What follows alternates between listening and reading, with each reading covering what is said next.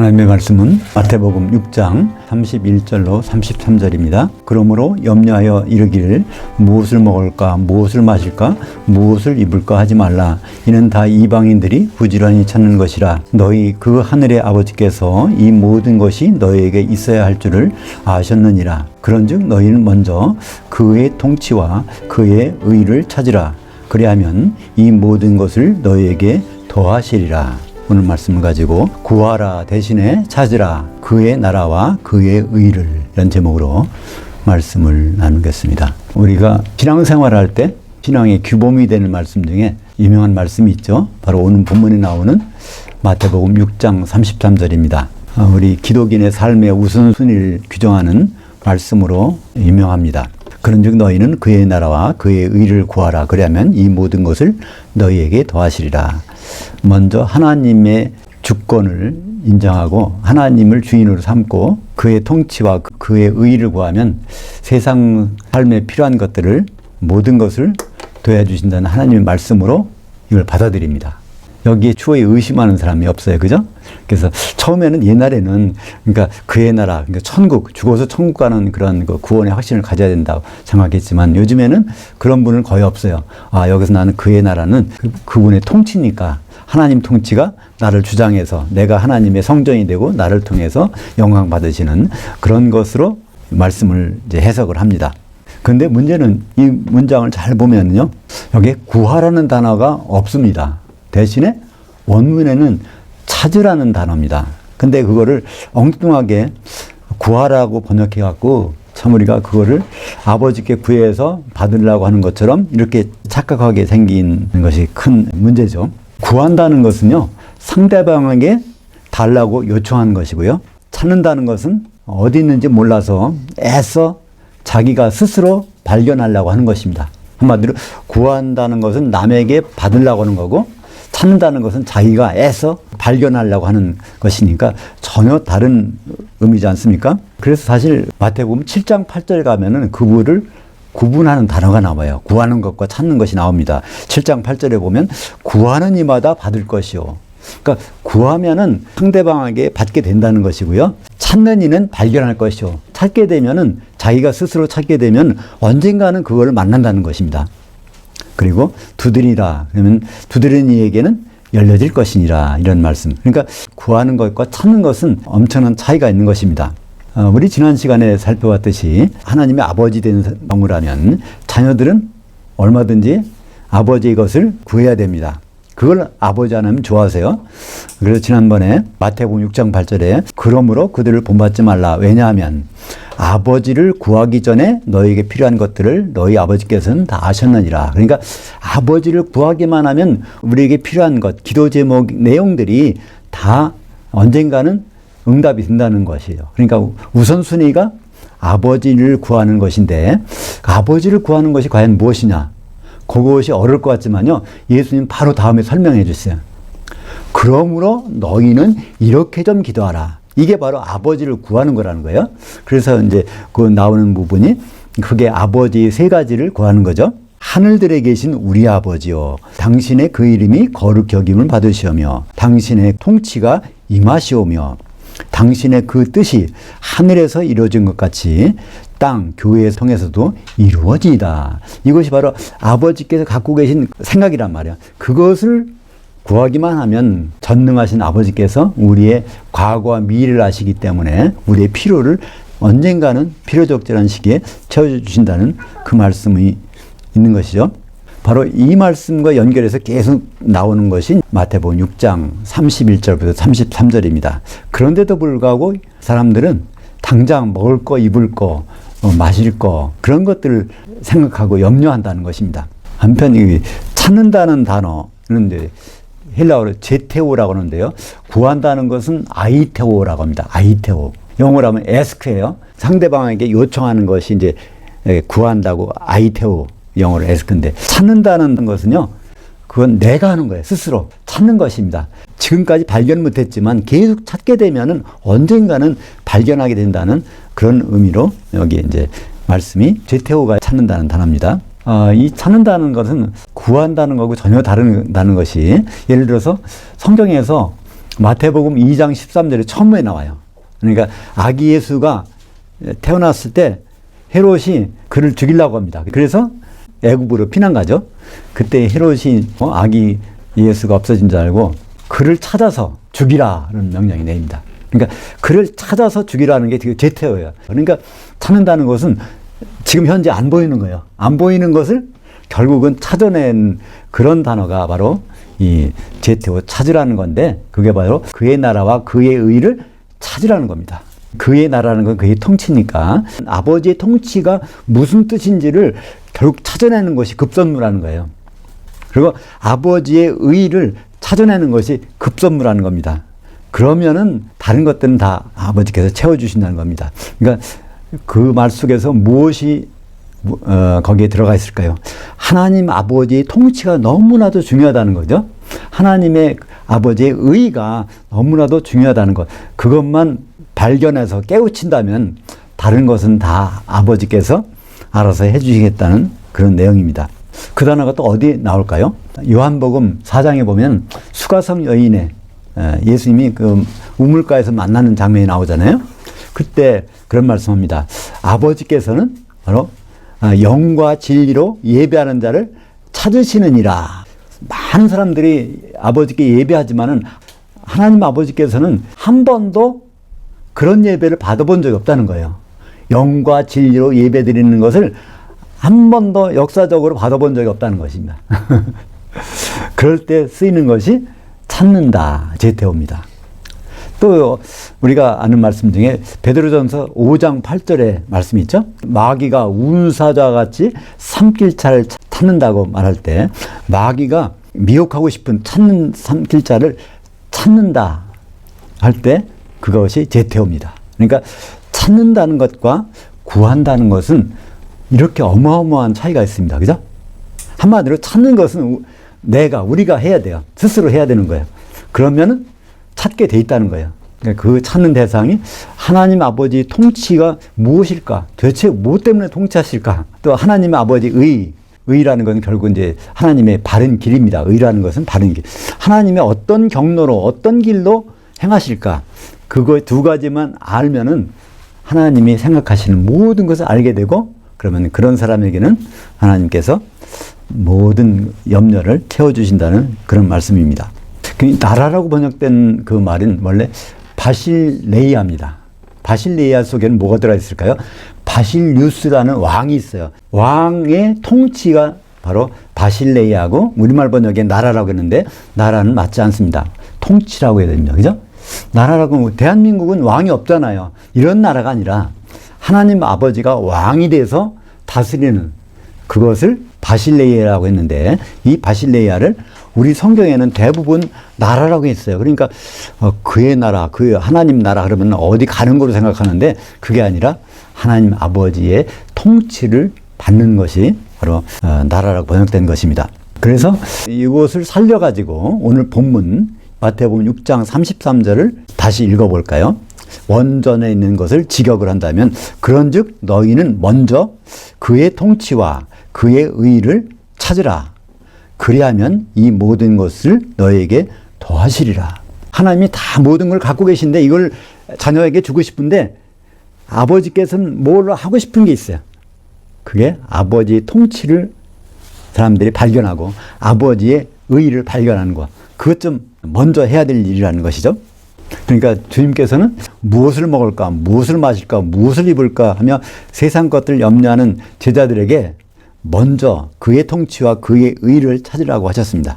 찾는다는 것은 다시 말해서 아직까지 발견을 못했다는 것입니다. 예를 들어서 우리나라 대례봉 7강국에서 석유를 찾는다면 그게 무슨 말일까요? 석유가 아직 한 번도 나온 적이 없다는 뜻이 아니겠습니까? 그러니까 하나님 아버지의 통치를 제자들이 모른다는 거예요. 우선적으로 그걸 알아야 된다는 것입니다. 그 다음에 하나님 아버지의 의를 제자들이 모른다는 겁니다. 그걸 아는 것이 모든 일의 급선무라는 것을 이렇게 말씀하고 계신 것입니다.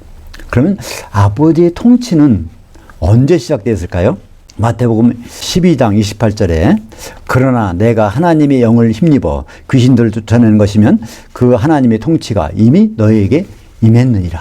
하나님 아버지의 통치가 시작된 것은 바로 예수님이 이 땅에 오셨을 때가 아니라 언제부터요?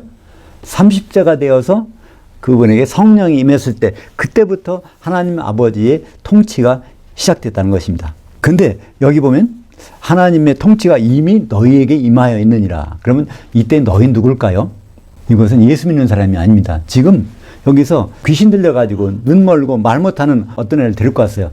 그것을 고쳐달라고 해갖고 예수님이 고쳐주셨습니다. 사람들이 그래요. 무엇 때문에 고쳤는지 몰라. 근데 사람들이 말하기를 저가 귀신의 왕 바알세불을 힘입어서 귀신을 쫓았다고 그러니까 예수님이 귀신 쫓아내서 고쳐진 것이 사실 아닙니까? 그때 거기서 예수님이 말합니다. 내가 성령을 힘입어서 귀신을 쫓아냈다면 하나님 통치가 너희에게 임하였다. 그때 너희는 바리새인들이고요. 다시 말해서 세상에 이미 하나님의 통치가 시작됐다는 것을 말씀하고 있는 것입니다. 그러니까 성령이 활동하기 시작할 때부터 하나님의 통치가 시작됐다는 말씀이죠. 그러니까 지금 아버지께서는 통치 중이십니다. 그죠? 현재까지 지금 통치 중이세요. 그 통치가 이제 언제 끝날 건지 그건 요한계시록에 보면 나옵니다. 그러면 무엇 때문에 통치하실까요? 궁금하지 않습니까? 가장 쉬운 방법이 있습니까? 그러니까 지금 저희 사모님이 부엌에 가서 뭘 하고 있어요. 그러면 점심때라면 점심 준비하나 보다. 저녁때 들어갔으면 저녁 준비하나 보다. 그거를 알 수 있잖아요. 성경에서 그 아버지께서 통치하셨도다, 통치를 끝냈도다 하는 말이 나오면 무엇 때문에 통치했는지를 이유가 나오는데 그게 요한계시록 19장 6절에 바로 나옵니다. 할렐루야, 전능하시니 그 하나님 아버지께서 통치하셨도다, 통치가 끝났다. 우리말 번역이 현재로 되어 있는데요. 영어도 현재예요. 근데 원문에는 그것이 이미 끝난, 아오리스트라고 해서 이미 통치가 끝난 상태입니다. 통치가 끝났는데 바로 요한계시록 19장 7절 보니까 어린 양이 혼인이 이르렀고 그의 아내가 준비되었으니, 그러니까 통치는 무엇 때문에 하셨어요? 어린 양의 아내가 준비되기 위해서 통치를 해오셨다는 걸 말하고 있지 않습니까? 이게 어려운가요? 그게 통치하신다고만 하면은 굉장히 어려워요. 하나님 아버지께서 계속 통치하고 계시네? 현재형으로 돼 있으니까. 그러니까 우리가 가지고 있는 성경을 100번 읽어도 하나님 통치가 뭔지 몰라. 알 수가 없어요. 근데 이거 원전을 보면 통치가 끝났다고 하면서 그 다음에 어린 양이 혼인이 이르러서 아내가 준비됐다고 하면 이걸 위해서 하나님 아버지께서는 통치를 시작하셨고 통치를 마치셨구나 알 수 있습니다. 그죠? 요한계시록 19장 6절부터 8절까지 중간에 생략하고 읽어보겠습니다. 할렐루야, 전능하시니 우리 주 그 하나님께서 통치하셨도다, 통치를 완성했도다. 우리가 즐거워하고 크게 기뻐하면 그에게 영광을 돌리세. 그 어린 양의 혼인이 이르렀고 그의 아내가 자신을 준비하였으므로. 근데 그 어린 양의 아내는 한 세마포 옷을 입고 있는데 그 한 세마포 옷을 자세히 들여다보니까 그 성도들의 의로움들이 하나가 되게 돼 있더라. 그러니까 어린 양의 아내가 단수니까, 그죠? 세마포 옷이 단수입니다. 그러니까 복수의 성도들이 성령으로 단수의 아내가 된 현장을 이렇게 말해주고 있는 것입니다. 그러니까 결국 주기도문에서 나온 내용이 그대로 있지 않습니까? 주기도문 보면 창세전에 셋째 하늘에서 세우신 아버지의 그 뜻이 곧 그리스도의 혼인이 땅인 교회를 통해서 이루어지리라 하면 기도를 했는데 그 기도가 드디어 이루어진 현장을 우리가 요한계시록 19장 6절과 7절, 8절에서 보게 되는 것입니다. 바로 그러니까 하나님 아버지의 통치의 목적이라는 것은 우리가 이제 분명히 알게 되죠. 예수 그리스도와 교회의 혼인이고. 그렇다면 아버지의 의의는 무엇일까요? 그리고 그걸 어떻게 찾을까요? 의의를. 근데 성경에 그게 나와 있습니다. 발견할 수 있어요. 찾다 보면은. 그러니까 하나님의 아버지의 의의가 뭐지? 찾다 보면은 드디어 어디 가서 요한복음 16장 10절에 보면 거기서 나와요. 그러니까 석유를 찾으러 대륙봉에서 뭐 탐사선을 띄우고 타는 것처럼 한참 탔는데 거기에 딱 있어요.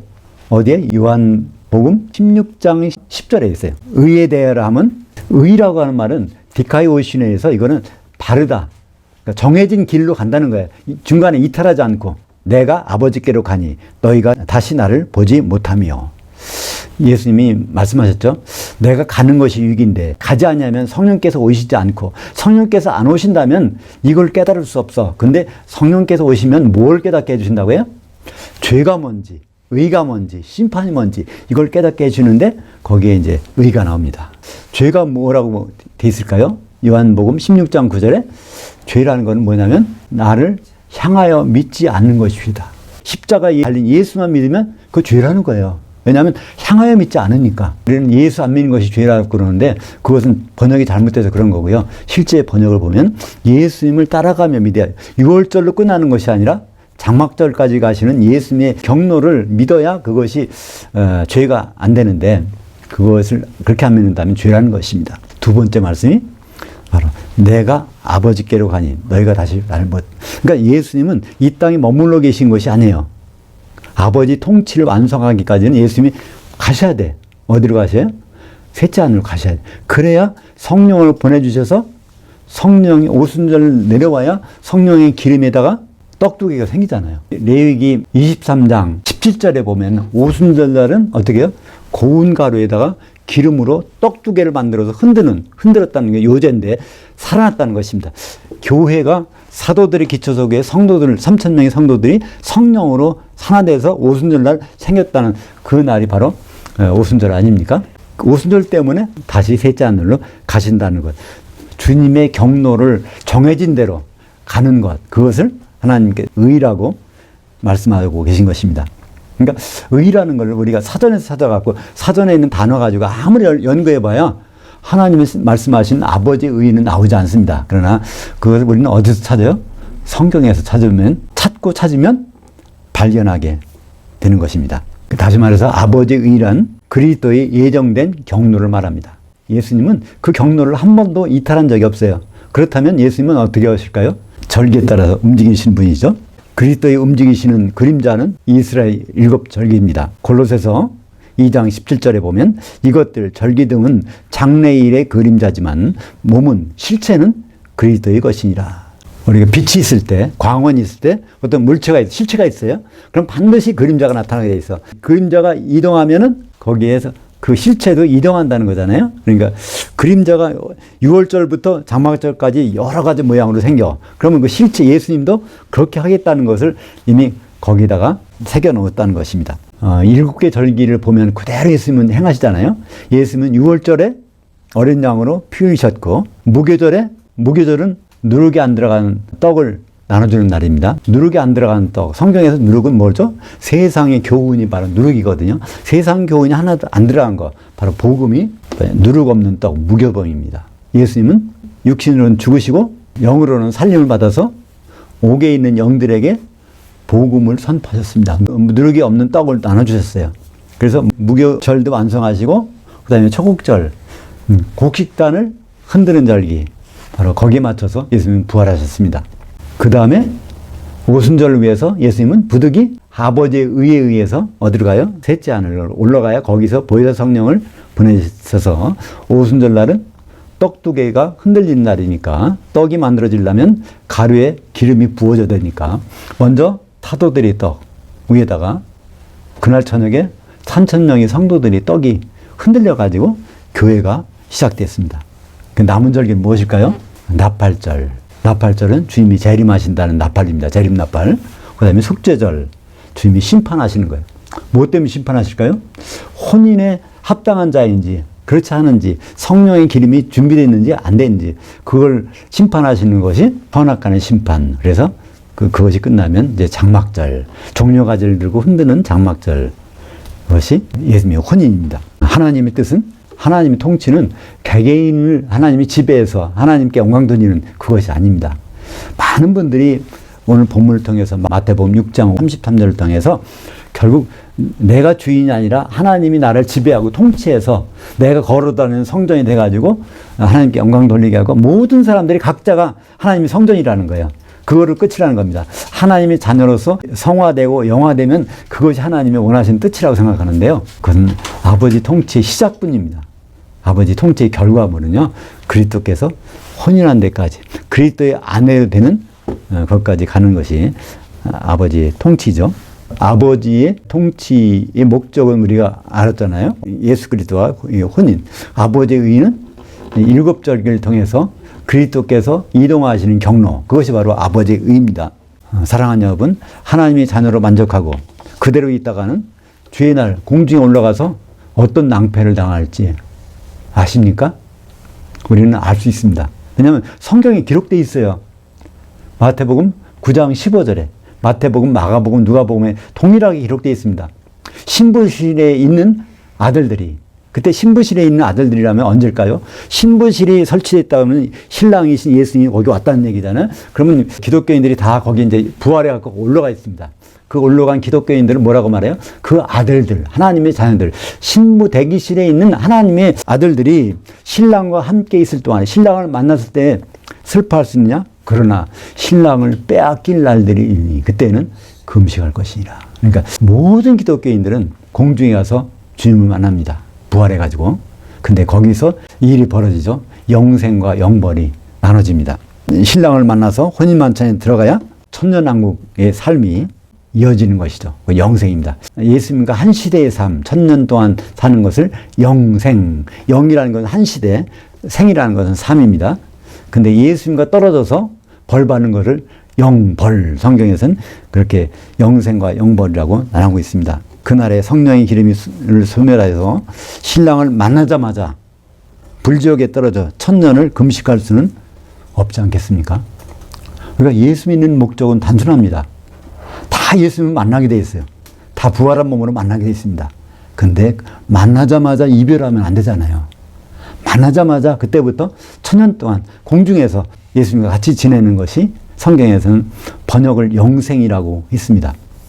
그렇지 않은 것이 영벌이고요. 아버지의 통치 목적은 죄인을 구원해서 자녀 삼는 것이 아닙니다. 그것이 시작입니다. 그리스도와 교회가 혼인한 것입니다. 그러므로 개개인이 그의 나라와 의를 구할 것이 아니라 우리는 찾아야 합니다. 공동체적으로 그의 통치와 그의 의를 발견해야 됩니다. 지금까지는 아버지 통치가 뭔지 몰랐지만, 지금까지는 아버지의 의가 모른다 하더라도 바로 이것이 급선무라는 겁니다. 먼저 하라고 되어 있어요. 너희는 먼저 아버지의 통치와 아버지의 의를 찾으라. 그런 다음에 아버지께서 다 모든 것을 해결해 주신다고 말씀하고 계십니다. 아버지의 통치는 예수님께 성령이 임할 때부터 시작했고, 그의 의는 성도들이 성령으로 하나 될 때 완성이 될 것입니다. 사랑하는 여러분, 이제는 먼저 아버지의 통치 목적과 그리스도께서 움직이시는 경로를 찾아내야 합니다. 예수님은 아주 유명한 말씀하셨어요. 베다니 마리아가 유월절 닷새 전에 한 일을 기억하고 향유를 준비했던 그 현장에서 예수님은 마태복음 26장 13절에 온 천하에 이 복음이 선포되는 곳은 이 여자가 내게 한 일을 반드시 말해서 기억나게 해야 된다는 것입니다. 복음의 진수가 바로 여기 있다는 거예요. 그 말의 뜻이 무엇일까요? 6월절인 그 절기에 합당한 이 일을 준비했다는 것입니다. 6월절 절기 지키는 방법은 어떻게 해야 될까요? 출애굽기 12장 3절에 보면 6월절 닷새 전에 어린 양을 취해서 그걸 4일 동안 점검을 해가지고 흠이 없을 때 그것을 피 흘리게 잡는 것입니다. 흠이 있으면 무효가 되니까. 그 예수님은 6월절 닷새 전이 됐는데 요한복음 12장 1절에 보면 6월절 엿새 전에 베다니에 도착하신 예수님이 있는데 그날 저녁에 만찬이 벌어졌습니다. 그러니까 그날 저녁이라는 것은 저녁 6시가 넘었다는 얘기입니다. 하루가 지난 거예요. 그러니까 6월절 닷새 전날 베다니 마리아가 향기름으로다가 드린 게 아닙니다. 그걸 깨트렸어요. 왜냐하면 기름 부으려고 머리 발끝까지. 기름이 부어져야 그리스도가 되고 그리스도가 그분이 제물 되고 대제사장에서 자기 몸을 하나님 아버지께 드릴 수 있는 그것이 되기 때문에 그렇습니다.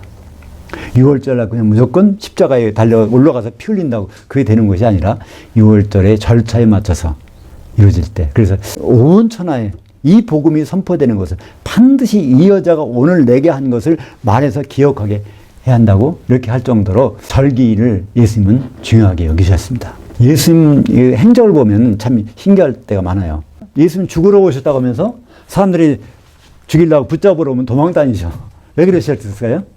예수님 절기를 지켜야 되니까, 아버지의 의를 이루어야 되기 때문에 반드시 그때 십자가 달리셔야 되고, 그 달리시기 전 닷새 전에는 바로 어떤 일이 있어야 되기 때문에 그 일을 베다니 마리아가 향기름으로 부어서 그리스도가 되게 했던 것입니다. 지금 똑같은 상황이라면 예수님 무슨 말씀하실까요?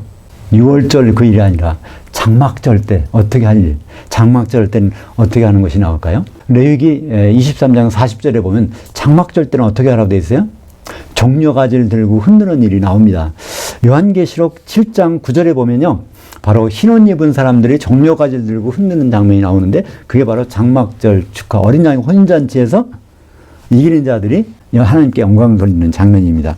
요한계시록 7장 9절 보면 이 일 후에 내가 보니 각 나라와 족속과 방언과 백성과 방언에서 아무도 셀 수 없는 큰 무리가 나와. 이것은 이 세상에 있는 모든 민족 중에서 기독교인, 그죠? 근데 흰 옷을 입었으니까 이들은 그 중에서 이기는 자가 된 사람. 이기는 자는 누굴까요?